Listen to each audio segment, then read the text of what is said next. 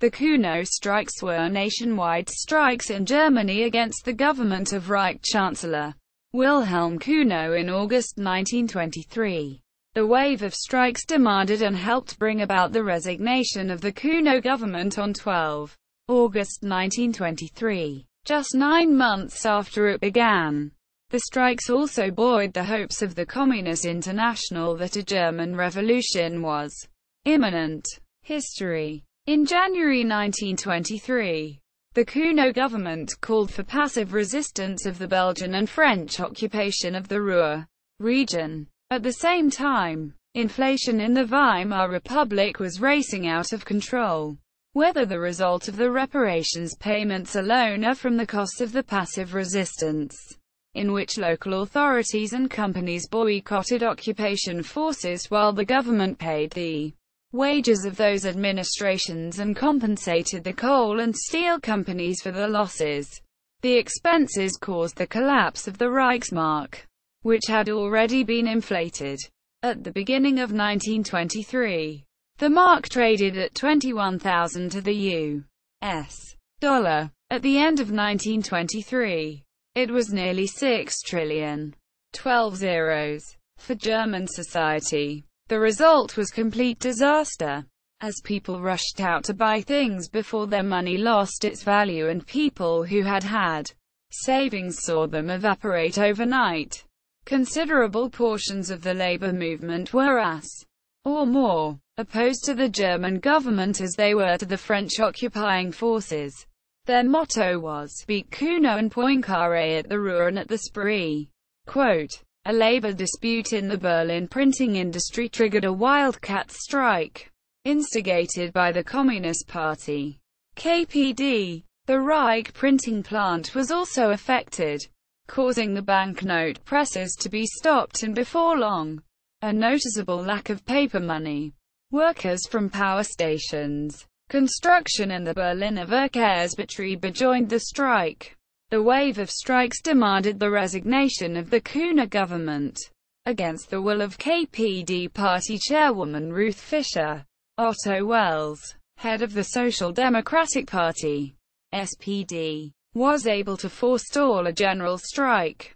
Pressured by the SPD, a conference of trade unions on 10 August 1923 rejected a call for a general strike favored by the left-wing Allgemeine Deutsche Gewerkschaftsbund, the KPD. Not accepting this defeat, the next day held a meeting of all the revolutionary works councils in Greater Berlin. They called a general strike to bring down the Cuno government, but were hindered from publicizing the call widely because Die Rote Fahne had been banned.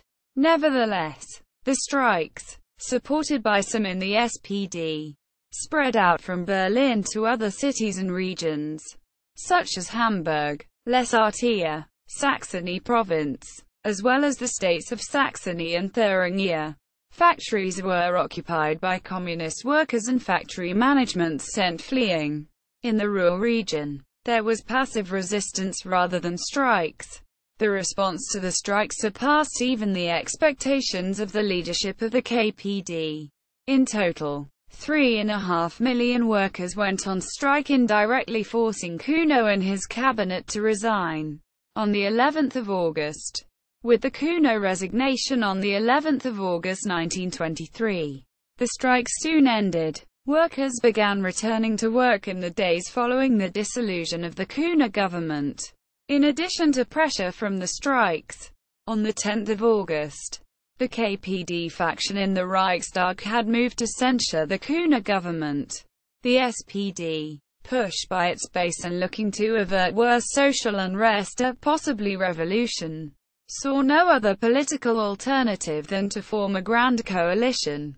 Rudolf Hilferding, in contrast to leftists aligned with Paul Levi, advocated such a move and urged Gustav Stresemann to take over the government, resolving the crisis within the framework of the parliamentary system and leaving the KPD unable to turn it into a revolutionary upheaval.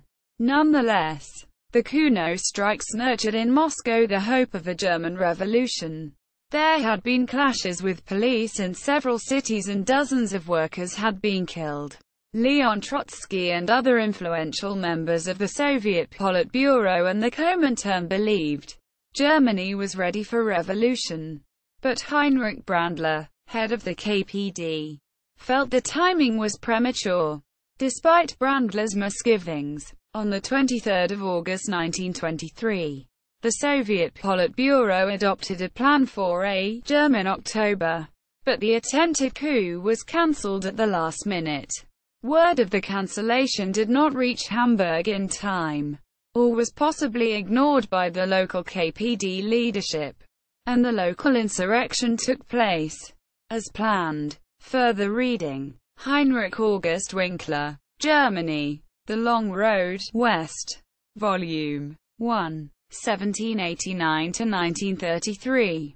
Oxford University Press. Oxford, 2006. ISBN 978-0-19-926597-8.